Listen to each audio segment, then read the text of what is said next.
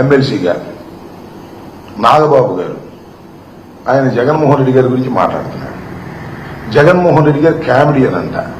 మరి ఈయనేంటో నాకు అర్థం కాలా.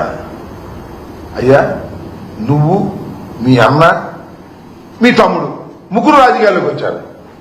మీ అన్న అట్ట చేసి కాంగ్రెస్ చేరి కేంద్ర మంత్రి అయ్యాడు. నువ్వేమో మీ అన్న, మీ తమ్ముడు పవన్ కళ్యాణ్ గారు 16 సంవత్సరాలు అయింది శాసనసభకు రావడానికి టైం పట్టింది. అది కూడా ఏంటి, చంద్రబాబు నాయుడు గారు సంకెక్కితే అయ్యారు మీరు. ఆ తర్వాత మీకు ఒక ఎమ్మెల్సీ వచ్చింది. ఓకే, బాగా ఉంది. జగన్మోహన్ రెడ్డి గారితో పోలుస్తారంటే, జగన్మోహన్ రెడ్డి గారు వీరోచితంగా పోరాడినటువంటి వ్యక్తి.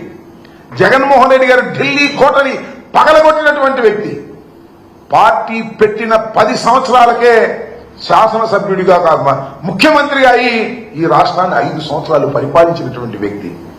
ఆయన తండ్రికి గాని ఆయనకు గాని భగవంతుడు దయ వల్ల, ప్రజల ఆశీస్సుల వల్ల ఓటమి ఎరుగని ధీరులని మనం చేస్తున్నా. వాళ్ళతో పోల్చుకుంటారండి మీరు, నాకు అర్థం కాల.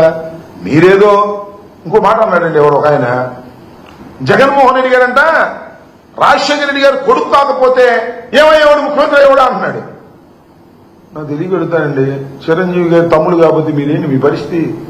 చిరంజీవి గారు మంచి సూపర్ హీరో అయ్యి, అది కూడా అల్లు రామలింగయ్య గారితో వియ్యం పొందిన తరువాత మంచి నటుడుగా పేరు ప్రఖ్యాతులు చెంచుకున్నాడు.